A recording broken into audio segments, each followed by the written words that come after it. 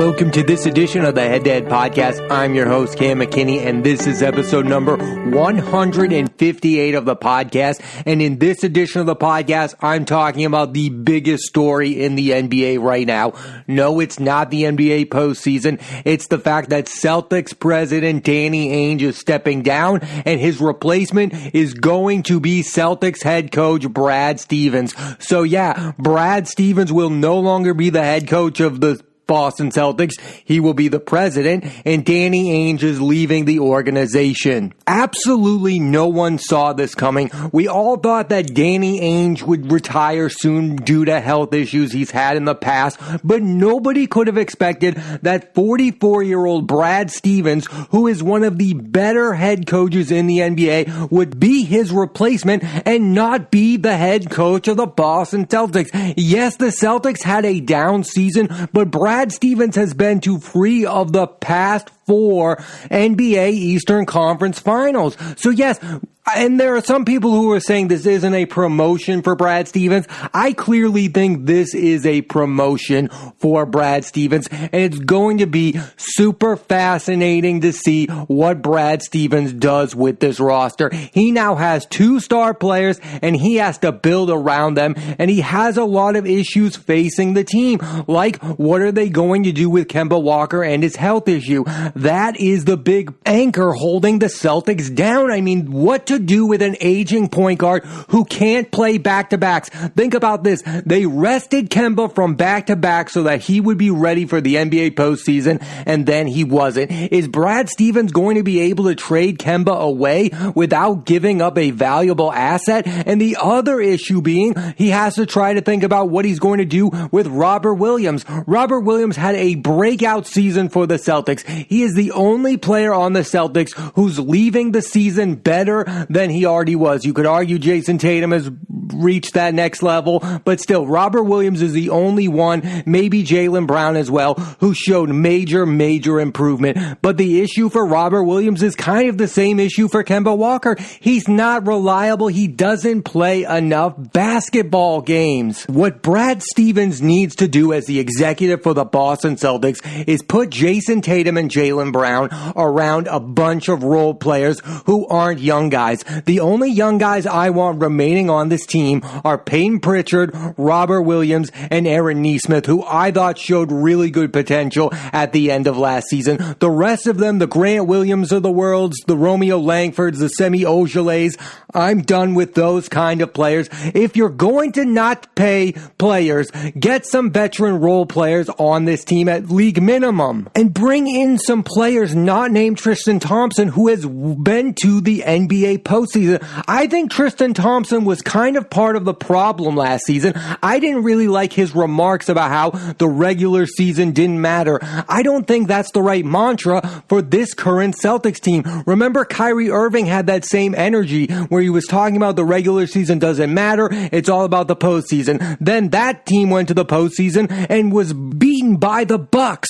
Remember that? And now the same thing happened. Tristan Thompson comes out and says the only thing that matters is the postseason. Well, guess what? The season for the Boston Celtics is over, and going into next season, they need to act like the regular season matters. Now let's talk about Danny Ainge's legacy with the team. I think you can make an argument, and I think this is fair. He's the second best executive in Boston Celtics history, next to Red Auerbach. I mean, this guy put on a show with some of the trades he made. His most famous trades were for Kevin Garnett and Ray Allen to form the Big Three. That team was really bad the year before and then won 60 plus games in an NBA championship the next year because he brought in those superstars. He traded away Al Jefferson. Yes, a lot of people look at that trade and say Kevin McHale was doing him a favor, but those were some big moves made by Danny Ainge. Then years later, he trades away Garnett and Pierce to the Brooklyn Nets and gets a ton of assets that lead to the draft picks that turn out to be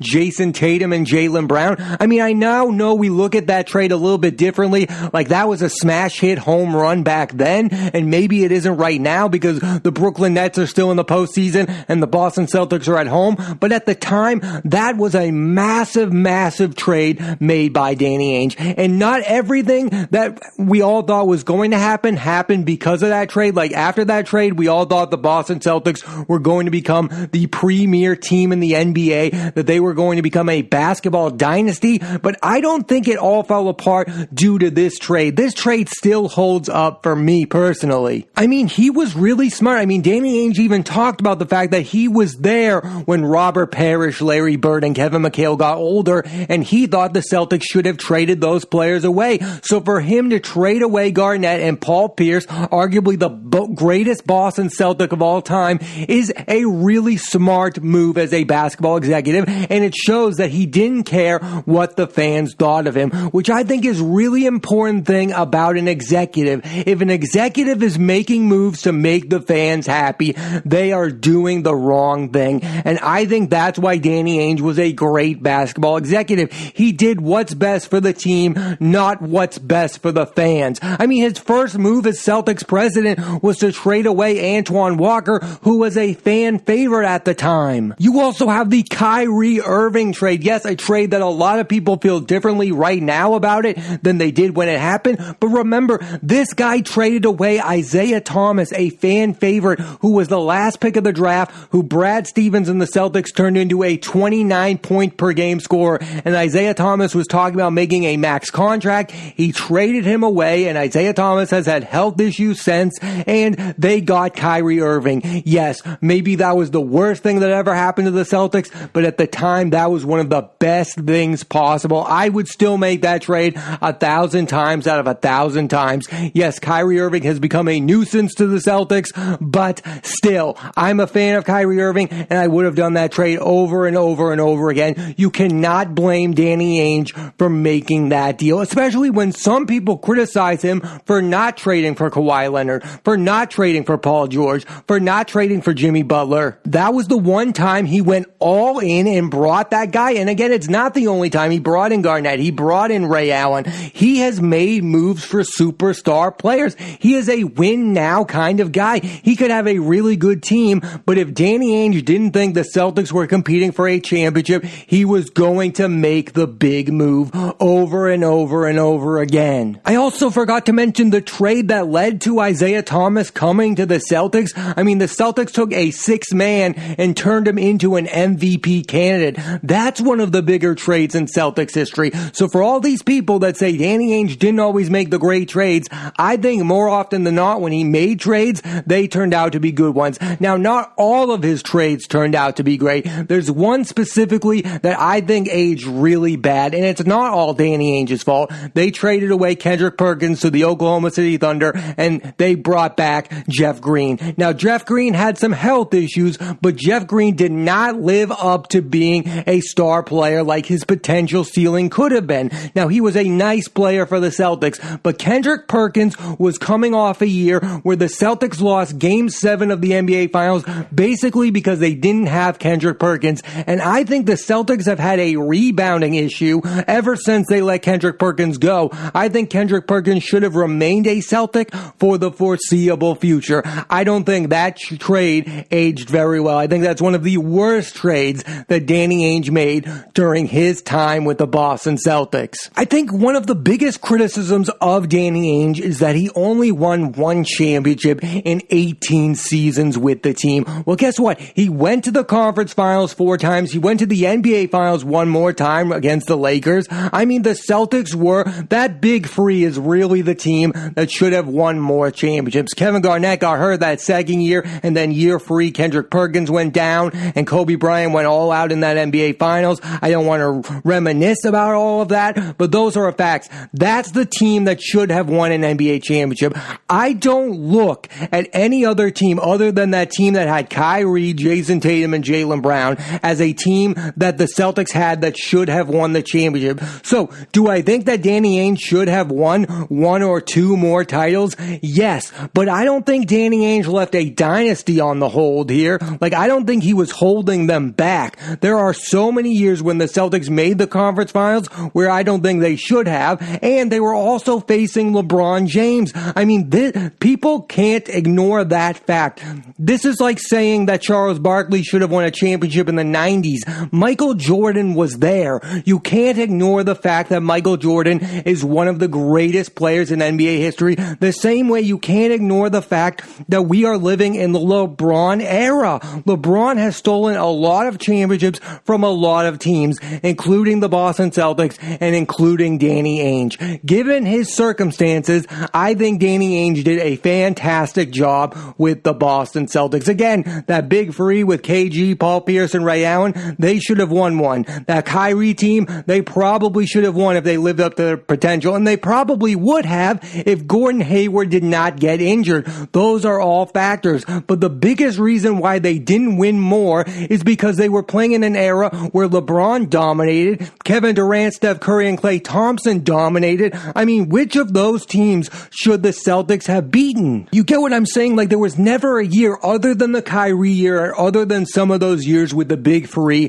that I thought the Celtics had the best roster in basketball. So, therefore, I can't call them a major disappointment. In his 18 seasons as the Celtics president of basketball operations, the best I could say is he should have 3 titles. Winning one isn't so bad, though. Like, it's a pretty good legacy to have with the team, and they were always competitive. That's something I think he brought to the Boston Celtics. He made them a more consistent organization, because people forget in the 90s, they were really bad. In the early 2000s, they were really bad, other than a trip to the Eastern Conference Finals with Paul Pierce and Antoine Walker. I think he brought this organization to the next level. I think some people overvalue winning over consistency. I think sometimes it's more important to just be in the hunt year in and year out, because when you have a down year, that's when people get frustrated. I mean, some people, we talk about it with the Red Sox. I mean, the highs are so high they end up winning the World Series,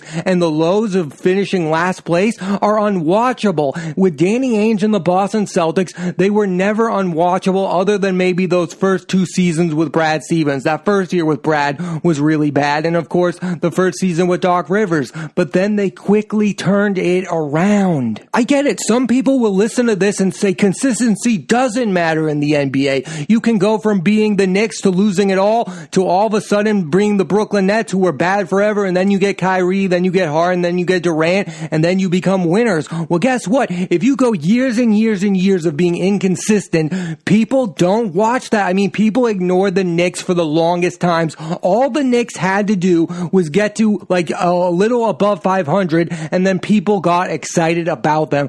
I think it's more important to be in the mix each and every season, because it's highly unlikely you're going to win a championship every season. You're not going to. You're not going to be the next dynasty in basketball. I don't think that was ever going to happen with this Celtics teams. I mean, you also have to put in the fact that players don't want to come to Boston. I mean, yes, they got Al Horford, they got Gordon Hayward. Kevin Durant did not choose the Celtics. LeBron did not choose the Celtics. This is not a premier free agent market. So I think the best you can ask for from this team is to compete each and every year, and at the very least, make the NBA postseason. And for the most part, they did that during that Danny Ainge year. And yes, you can say that they should have won 1 or 2 more titles. But overall, I think this was a super successful run as president of basketball operations. So yeah, I would say that Brad Stevens is the second best executive in Boston Celtics history, next to Red Auerbach. Now, I want to get back to Brad Stevens for a second, because I do find this part of it interesting. Brad Stevens was the head coach of the Boston Celtics for 8 seasons, and a lot of people will say his biggest weakness is that Brad didn't seem to want to deal with superstar players. I think the fair way of putting it, him and Kyrie Irving did not vibe together. That situation did not work out, and even his pal Gordon Hayward ended up leaving, and Al Horford ended up leaving. Now, those two guys aren't superstars, but they are star players, and they didn't seemingly want to be coached by Brad Stevens for the long term. So I think one could question how much Brad Stevens wants to put a superstar player on the Boston Celtics. Does Brad Stevens want his first move to be trading Jaylen Brown away and bringing in Bradley Beal? Bradley Beal is a superstar player. He is going to want the star treatment. He was second in the leading scorer in the NBA. He is a star. Does Brad Stevens want to deal with the Bradley Beal type? Does he want to deal with the James Hardens? Or after the Kyrie Irving situation, is he trying to avoid those type of superstar players? I mean, does he want the homegrown talent like Tatum or Brown? Or is Brad Stevens willing to go outside of the organization and bring in a superstar player like a Karl Anthony Towns or a Bradley Beal? Or does he not want to deal with that type of nonsense? What I think is going to happen is I think they're going to keep Tatum and Brown together, and everyone other than them are on the block. I think they're going to keep Robert Williams. I think they're going to keep Peyton Pritchard, and I think they're going to keep Aaron Nesmith. I think the biggest question for Brad Stevens is, what is Marcus Smart's role on this team if he's going to be on this team? Marcus Smart can no longer be in the starting five. It is killing them. He is taking shots away from your two best players. Make Marcus Smart your sixth man, because we can all admit we want Marcus Smart's energy on the team. We just don't want his ridiculous free-point shots on the team, taking them over guys like Tatum and Brown. So the easy way to fix that is have Marcus Smart come off the bench and take whatever wild and wacky shots he wants to, as long as he's not taking it away from way better players. This might actually fix the Boston Celtics bench, because it was really bad last year. I don't know if they're bringing back Jabari Parker, probably not, but they need some scoring on the bench, and Marcus Smart wants to score a little, so have Marcus Smart come off the bench, get his 13 points per game or whatever, and he can still play some solid defense on the bench. He cannot be in your starting five anymore, and I wouldn't be surprised if Brad Stevens does trade Marcus Smart, because he must know that Marcus Smart is taking shots away from his two best players, and that's totally unacceptable at this point. You cannot keep repeating history. If you keep bringing back this core, Marcus Smart is going to continue to do Marcus Smart type of things if he continues to be in the starting lineup. And then you get into, who is Brad Stevens going to pick to replace himself as the head coach of the Celtics? And I have a few names who I think would work. Yes, you have Mike Brown. That would be an interesting guy. I mean, this is a guy who's coached LeBron. The Jason Kidd thing I want nothing to do with. I mean, Jason Kidd could not win with Giannis Antetokounmpo. If he couldn't get the best out of him and Mike Budenholzer had to come in, why would I want Jason Kidd? The other guy I think is interesting, nobody talks about this guy, Dave Yeager. Dave Yeager did a fantastic job with the Memphis Grizzlies. He did a great job with the Sacramento Kings, teams that you did not expect to be very good. He got the best out of. I would want Dave Yeager to be considered for head coach of the Boston Celtics. And then you have Chauncey Billups, Sam Cassell. Evan Turner is not going to happen. I wouldn't be shocked if Chauncey Billups happened. I mean, that guy has cachet around the league. Sam Cassell is an interesting one. He was on that 2008 Celtics team that won the championship. But if you were going to bring in a coach with experience, Dave Yeager's name should be brought up. There was no reason for him to have been fired by the Sacramento Kings, and they replaced him with Luke Walton. That hasn't worked out. The same thing happened in Memphis. The teams that fired Dave Yeager are not the same as they were when Dave Yeager was there. That's a guy who deserves a coaching job in this league and should be considered for head coach of the Boston Celtics. I really like the name. Whoever they do get should be a top candidate. I mean, you have Jason Tatum, you have Jaylen Brown, you have two star players, and all this team really needs is role players around them. It will be interesting to see if they bring Evan Fournier back. I think they're going to have to, because of the cap, to try to bring him back so they don't lose that money. Again, they're going to have Robert Williams. Peyton Pritchard looked good at times. Aaron Nesmith was coming into his own at the end. Just get veteran role players around those type of guys. Bring in guys like Andre Iguodala if they leave the Heat. Bring in guys with experience. Bring guys in with cachet, and bring guys who are consistent, because that was the biggest issue with last year's Celtics team. They were so inconsistent. It was maddening. People wanted drastic change for this team, and drastic change happened. Now what I think needs to happen, Danny Ainge is gone. Now what needs to happen is drastic change to the roster. Just changing the president and the head coach is not enough. This roster needs to change, because it was very broken at the end of this season. season. You can't rely on Kemba Walker, so you need to get insurance at the backup point guard spot. I don't think Payton Pritchard will be enough. Get a veteran point guard who can score 10 to 12, make Marcus Smart your bench player, and bring in a ton of veterans to fill this bench, because Grant Williams,